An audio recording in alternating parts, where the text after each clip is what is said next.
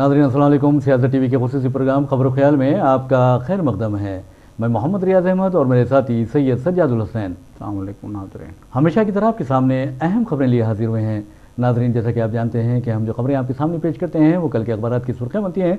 न सिर्फ सुर्खियाँ बनती हैं बल्कि उन खबरों को इलेक्ट्रॉनिक मीडिया गैर मामूली अंदाज में नश्र करता है। इसी तरह सोशल मीडिया पर ये खबरें वायरल होती हैं। बहरहाल नाज़रीन, जहाँ तक खबरों का सवाल है, आप अच्छी तरह जानते हैं कि आज ऐसा लगता है कि सारी दुनिया मसनवी ज़हानत या आर्टिफिशियल इंटेलिजेंस या टेक्नोलॉजी की ग़ुलाम हो गई है, जिसके नतीजे में आपने देखा कि अगर कि इंसान मोहताज हो जाए, बेबस हो जाए, तो फिर उसका क्या होगा। आपने देखा कि जिस तरह क्राउड स्ट्राइक यानी माइक्रोसॉफ्ट में जो टेक्निकी गलती हुई, उसके नतीजे में आपने देखा कि दुनिया भर के कहा जा रहा है कि 1000 से ज़ायद परवाज़ें मनसूख कर दी गई, यानी फ़्लाइट्स मनसूख कर दी गई। यहाँ तक कि इस क्राउड स्ट्राइक का असर ये हुआ, कई बैंक मुतासिर हुए, बैंकों में कारोबार मुतासिर हुआ, स्टॉक एक्सचेंज में जो कारोबार होता है वो भी मुतासिर हो गया है। यहाँ तक कि आप देखेंगे कि एयरपोर्ट से लेकर बाज़ारों में इसका बहुत ज़्यादा असर पड़ा। ये और बात है कि बाद में तमाम सर्विसेज बहाल कर दी गई हैं, लेकिन जहाँ तक इस तरह के यानी वाक़यात का सवाल है, इस तरह की टेक्निकी गलतियों का सवाल है, अगर इस तरह की गलतियाँ होती हैं तो समझिए दुनिया का क्या होगा। और ऐसे वक्त जबकि इंसान और आप देखेंगे कि ख़ास तौर पर जो हमारी हुकूमतें हैं वो इसकी ग़ुलाम हो जाएँ टेक्नोलॉजी की, तो फिर इस तरह के हालात में वो क्या कर सकती हैं। यानी मजबूर हो जाना पड़ता है या फिर बेबस होना पड़ता है और फिर खामोशी इख्तियार करनी पड़ती है। बहरहाल नाज़रीन, आपको बता दूं कि कई बेशुमार टीवी चैनल्स भी इससे मुतासिर हुए हैं, लेकिन अब तमाम सर्विसेज बहाल कर दी गई हैं। और आपको ये भी बताना है कि साइबर सिक्योरिटी कंपनी, जिसका नाम आपको बता दूं क्राउड स्ट्राइक है, उसके बारे में कहा जा रहा है कि वहाँ कहीं टेक्निकी गलती हुई है, टेक्निकी यानी मसला पैदा हुआ, जिसके नतीजे में इस तरह के हालात पैदा हुए हैं। लेकिन जहाँ तक आपको बता दूं कि मार्केट का सवाल है या फिर बैंकों का सवाल है या फिर स्टॉक एक्सचेंज का सवाल है या फिर आप देखेंगे कि तफरी व तबाह की जो चीज़ें होती हैं उसका सवाल है, तमाम दुनिया ऐसा लग रहा था कि कुछ देर के लिए, कुछ घंटों के लिए मुतासिर हो गई है, थम सी गई है। ये अच्छा हुआ कि फिर बाद में सर्विस बहाल कर दी गई है। लेकिन एक बात ज़रूर है, जहाँ तक आर्टिफिशियल इंटेलिजेंस का सवाल है उसका कोई मुतबादिल ज़रूर रखना चाहिए। ये अच्छा हुआ कि एयरपोर्ट्स पर जो चेक इन चेकआउट होता है सजा साहब, वहाँ पर मैनुअल तरीके से अपनाया गया, जिसके नतीजे में इस सूरत हाल में भी कुछ राहत मिली है। लेकिन जहाँ तक आप देखेंगे मुतबादिल का सवाल है, अब मिसाल के तौर पर आप अंदाज़ा कीजिए कि दुनिया इस कदर तरक्की कर रही है, दुनिया की आबादी में इस कदर इजाफा हो रहा है कि आप अंदाज़ा कर सकते हैं कि 800 करोड़ से ज़ायद दुनिया की आबादी हो गई है। और अब मैं समझता हूँ कि 900 करोड़ भी पार कर लेगी, यानी 9 अरब पार कर लेगी आबादी।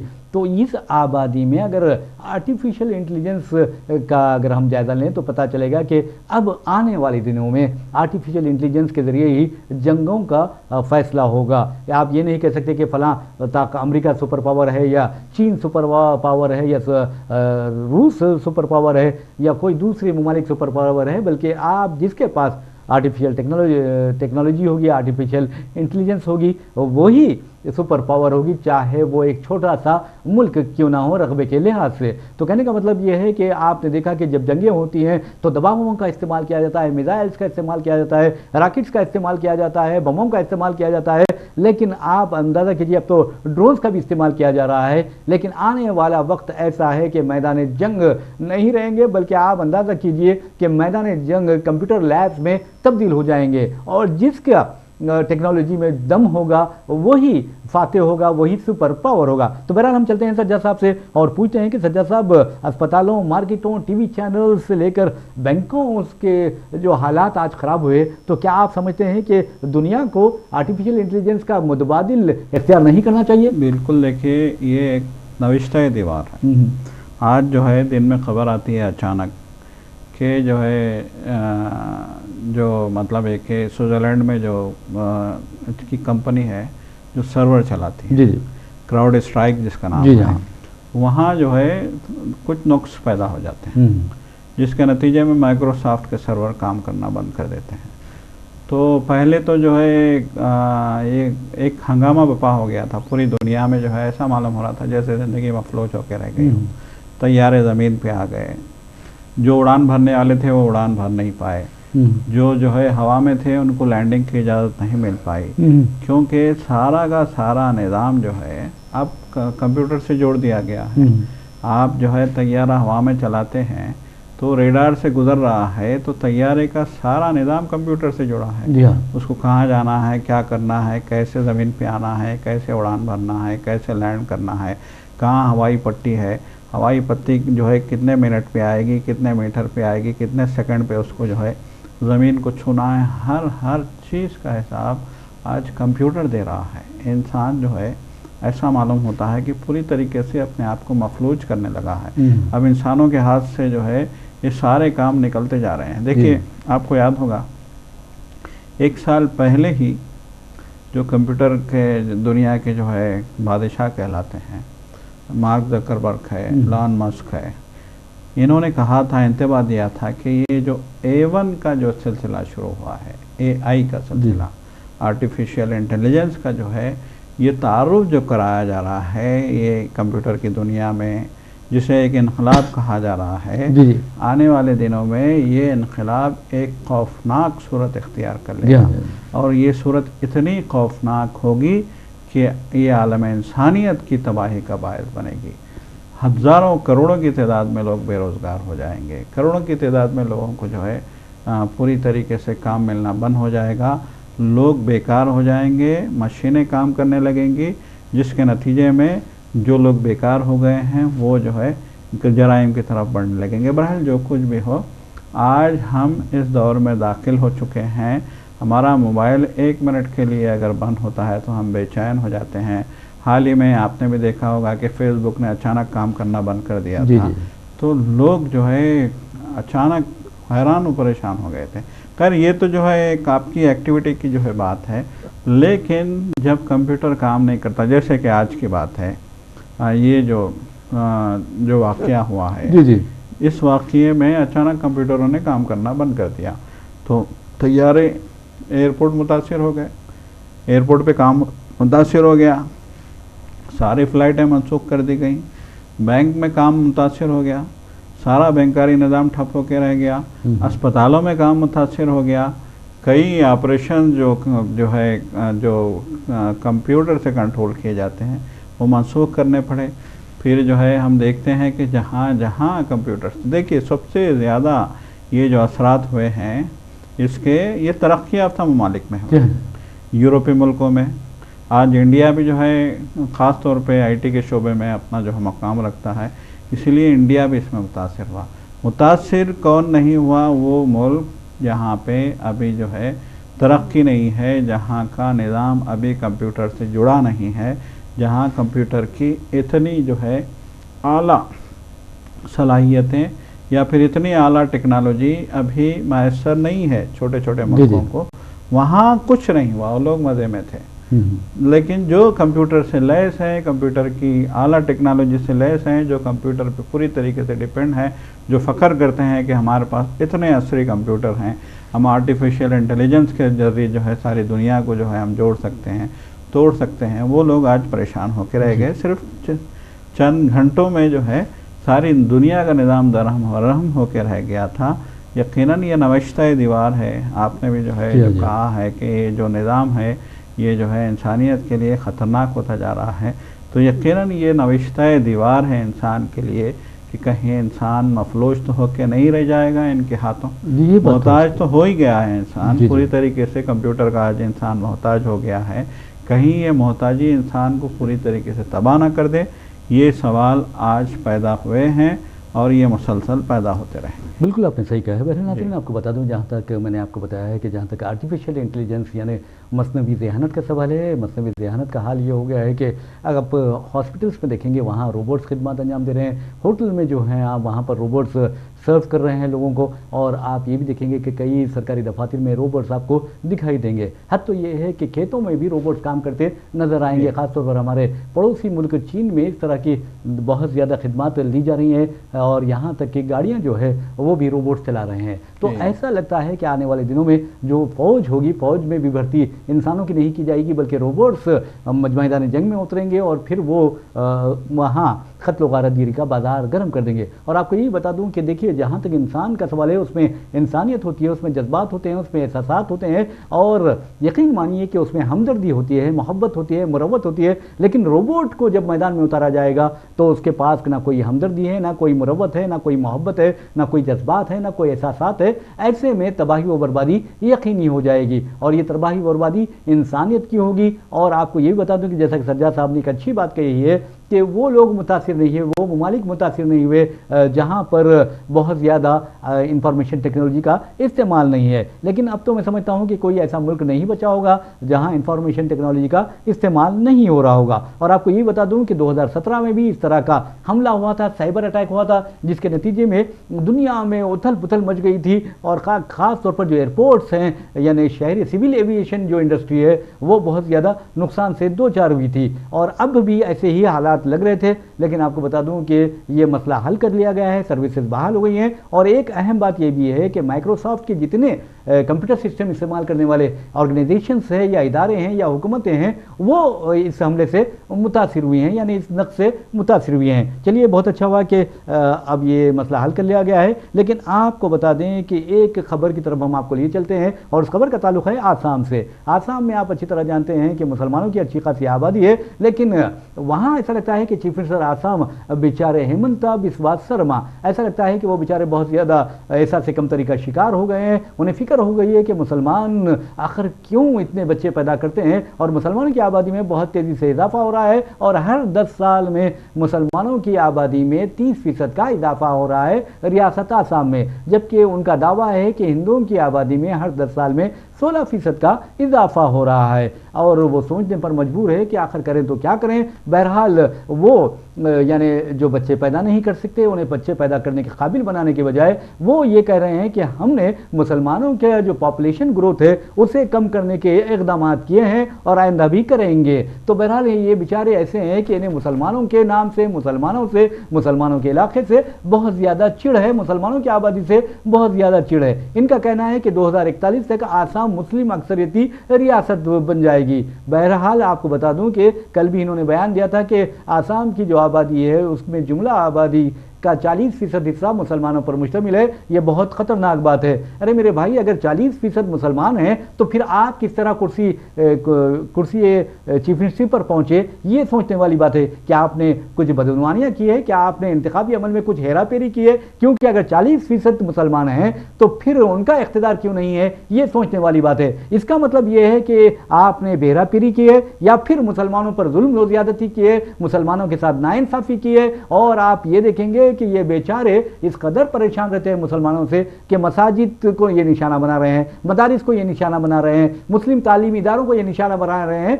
हद तो ये बेचारा इस कदर परेशान हो जाता है मुसलमानों से कि अगर मुसलमान कोई यानी म्यूज़ियम का एक क़याम अमल में लाते हैं तो उस म्यूज़ियम में मुस्लिम लिबास को देखकर और मलबूसात को देखकर ये परेशान हो जाता है और उसे मुनहदिम कर देता है। तो ये बेचारा ऐसा लगता है कि खौफ का मारा है। बिल्कुल, देखिए इंतहाई अहमकाना बात है कि आपको फ़िक्र लाख है, तशवीर लाख है कि हिंदुओं की आबादी घट रही है, मुसलमानों की बढ़ रही है, ख़ासतौर से आसाम में। अब रियासत आसाम के आप चीफ मिनिस्टर हैं, अब इलेक्शन भी आने वाले हैं वहाँ पे। आपको खौफ इस बात का है कि हालात जो है हिंदुस्तान में बदल रहे हैं, मोदी सरकार जो है धीरे धीरे मकबूलियत खो रही है, तो आपको अपनी कुर्सी के जाने का खौफ है। तो अपनी कुर्सी बचाने के लिए एक बार फिर आपको आसान निशाना मुसलमान ही नजर आए।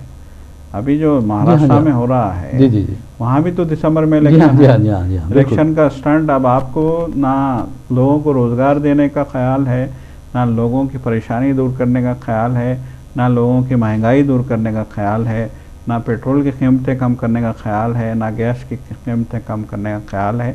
बस आपका एक ही जो है आप प्लान है, एजेंडा है कि किसी तरीके से मुसलमानों के ख़िलाफ़ फिर हिंदुओं में नफ़रत पैदा करो, उनमें खौफ पैदा करो। देखिए आखिर कब तक जो है खौफ पैदा करके इक़्तिदार में रहेंगे, आप कब तक धोखा दे के लोगों को जो है इक़्तिदार पे फायद रहेंगे।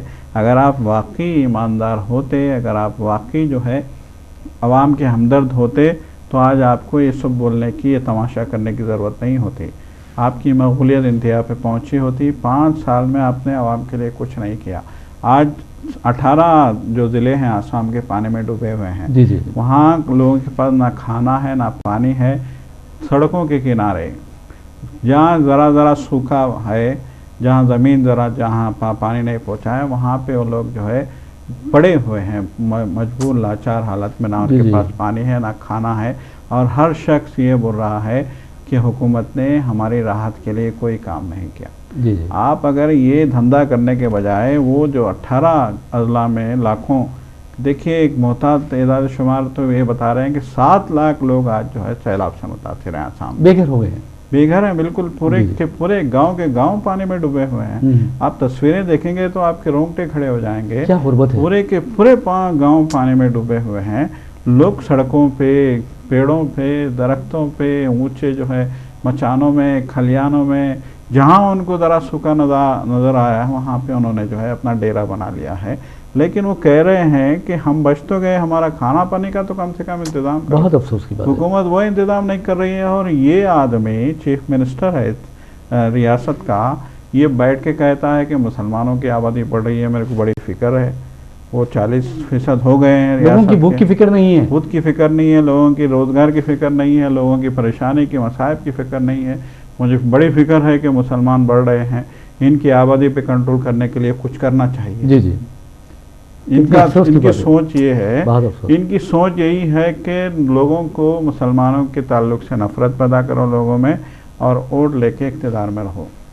सजा साहब देखिए, आप जैसा कि आपने कहा है कि नफ़रत की जो बातें होती हैं, मैं समझता हूँ कि कुछ यानी आर्जी तौर पर उसका फ़ायदा हो जाता है, लेकिन मुस्तकिल तौर पर फ़ायदा नहीं होता। और जो नफ़रत के सौदागर होते हैं, जो मौत के सौदागर होते हैं, उन्हें आवाम मुस्तरद करती है। और आपने देखा कि बीजेपी का 2024 के आम इंतखाबात में क्या हाल हुआ। और वो चाह रहे थे कि हम 400 पार के नारे लगा रहे थे, लेकिन 240 तक महदूद होकर रह गए। यानी अपने बलबूते पर उन्होंने जादुई अदद यानी 272 हासिल करने से भी वो खासिर रहे, बहुत पीछे रहे। और जहाँ तक हेमंता बिस्वा शर्मा की बात है, आपको बता दूं कि इनके जो अब्बाजान थे उनको 6 औलादें थी, इनमें से एक औलाद हेमंता बिस्वा शर्मा है। तो आप अंदाजा करते हैं कि क्या ये अपने बाप पर भी, यानी अपने पिताजी पर भी या अपने अब्बाजान पर भी एतराज़ करेंगे कि आपने कैसे बच्चे पैदा कर लिए, क्यों बच्चे पैदा कर लिए और आबादी में इजाफा करने का बायस बन गए। अरे मेरे भाई, ये एक यानी कानूनी फितरत है, एक अमल है, एक प्रोसेस है, और इस प्रोसेस पे बच्चे पैदा होते ही हैं। और अगर आपको नहीं मालूम तो फिर आप समझिए, कुछ किताबें पढ़िए, कुछ लिटरेचर पढ़िए, तो आपको अंदाज़ा होगा कि आखिर आसाम में आबादी क्यों बढ़ रही है। आपको मुसलमानों की भूख की फिक्र नहीं है।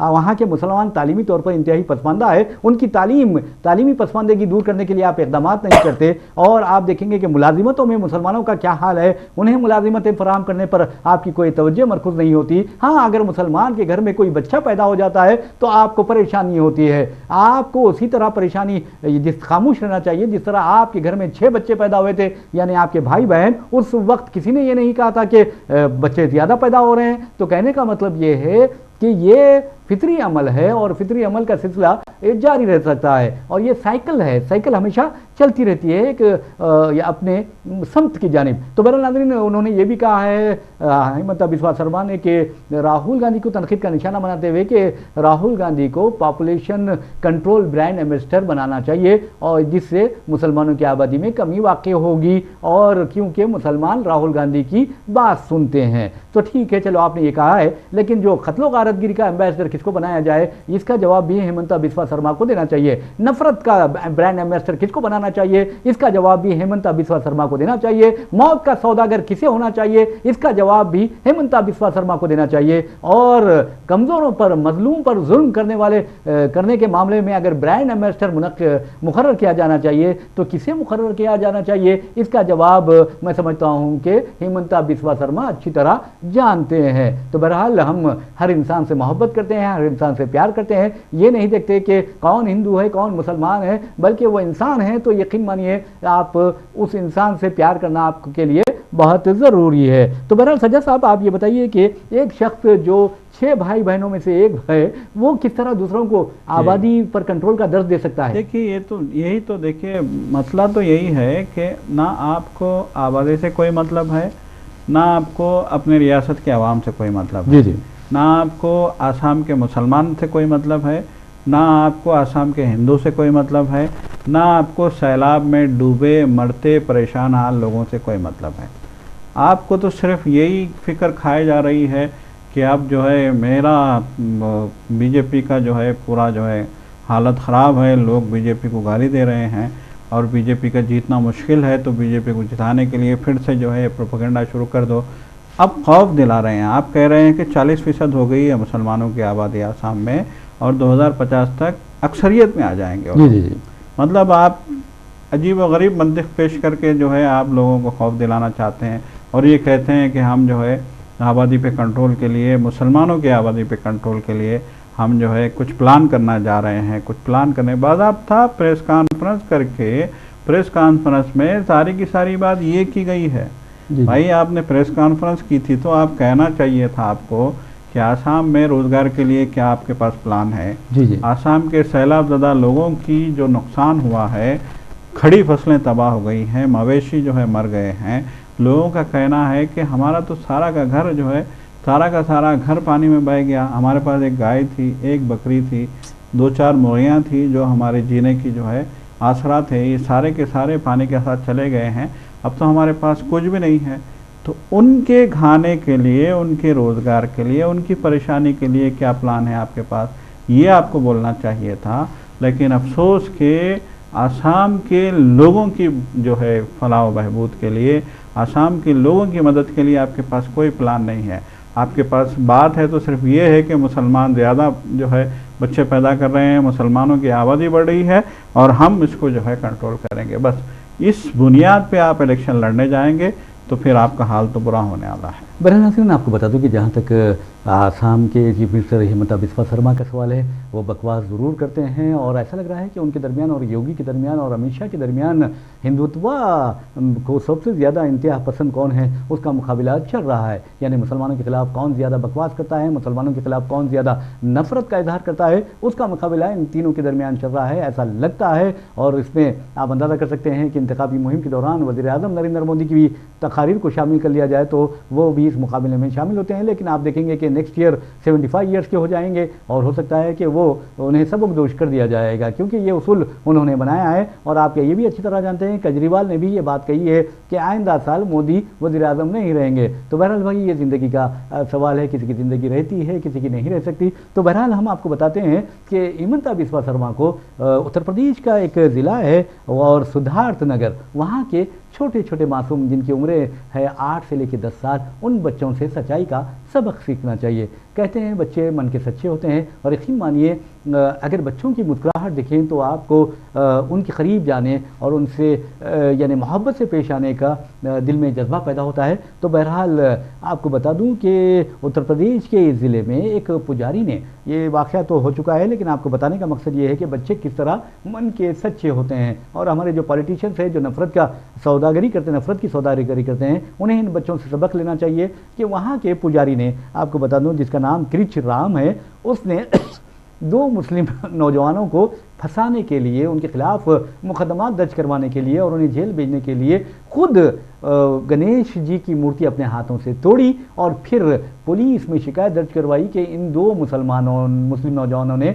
गणेश की मूर्ति तोड़ दी है और मंदिर की बेहुरमती की है। और जब मुदाखलत करने जब उनकी बीवी आई, यानी पुजारी की बीवी आई, तो उसे एक मुक्का मारा और लात मार के उसे गिरा दिया। यानी गणेश की मूर्ति की उन्होंने बेहुरमती की, मंदिर की बेहुरमती की, बीवी की बेहुरमती कर दी। और आप देखेंगे जैसे ही पुलिस को ये खबर मिली, पुलिस तो आप अंदाजा कर सकते हैं कैसे हरकत में आती है, पुलिस हरकत में आई और इन 2 नौजवानों को गिरफ्तार करके उनके खिलाफ FIR भी दर्ज कर दिया और फिर आप देखेंगे कि उनकी हालत ख़राब हो गई। लेकिन आपको बता दूं कि जैसे ही आला ओहदेदारों को इसकी इत्तला मिली, यानी गैर जानिबदार ओहदेदारों को, वो आए तो वहाँ चंद बच्चे मौजूद थे। उन्होंने कहा कि पुजारी साधु बाबा ने ये मूर्तियां तोड़ी हैं। जैसे ही बच्चों ने ये बात कही, इसका भांडा फूट गया। और आप अंदाजा लगाइए कि पुलिस जिस तरह, हाईकोर्ट ने भी बहुत, अदालत ने भी बहुत तनकीद की है, पुलिस इस तरह की अगर हरकत कर रही है तो कितनी शर्म की बात है सज्जा साहब। यकीनन बहुत ही जो है पुलिस जानिबदारी का अगर मुजाहरा कर रही है जी तो इंसाफ का जो है तो फिर तो गला घुट जाएगा।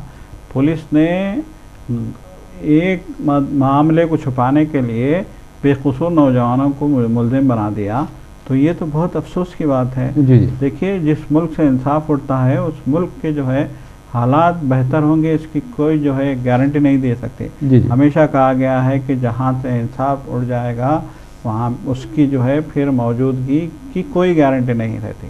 जी हाँ बिल्कुल। मतलब ये कि अगर इस इलाके से इंसाफ उठ गया है तो उस इलाके के मिटने का भी जो है पूरा का पूरा जो है माहौल बन जाएगा। ये जो है एक बहुत ही जो है अहम बात है।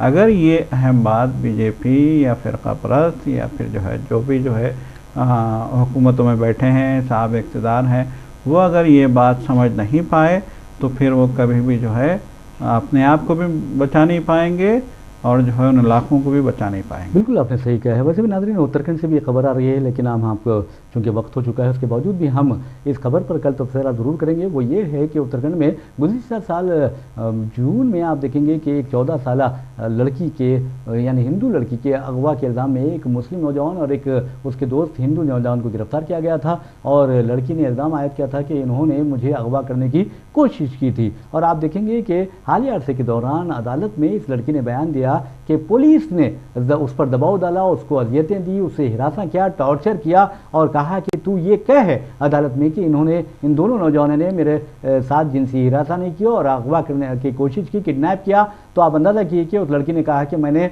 अदालत को बताया कि मैंने पुलिस के दबाव में ये बयान दिया था, हालांकि ये दो नौजवान जो हैं वो बेकसूर हैं। तो आप अंदाज़ा कर सकते हैं। इस खबर का पोस्टमार्टम हम कल करेंगे इंशाअल्लाह। तो बहरहाल आपको ये बताते हैं कि किस तरह फ़िरका परस्त दरिंदे कानून का सहारा लेकर और इस मामले में पुलिस का जो किरदार है, अदालत ने खासतौर पर इस केस में उत्तराखंड के केस में पुलिस पर शदीद तनकीद की और कहा कि पुलिस का क्या हक बनता है कि वो किसी पर दबाव डाले। सजा साहब, यकीनन देखिए सबसे बड़ा अलमिया होता जा रहा है बीजेपी सरकार में कि पुलिस भी जो है जानिबदारी का जो है मुजाहरा करने लगी है, मीडिया भी जानिबदारी का मुजाहरा करने लगा है। अगर इस तरह के हालात आते हैं तो फिर जो है इंसाफ पे से लोगों का एतमाद उठ जाएगा। बिल्कुल आपने सही कहा। बहरहाल नाज़रीन, इसी के साथ हम अपना प्रोग्राम खबर ख्याल इख्तिताम को पहुंचाते हैं।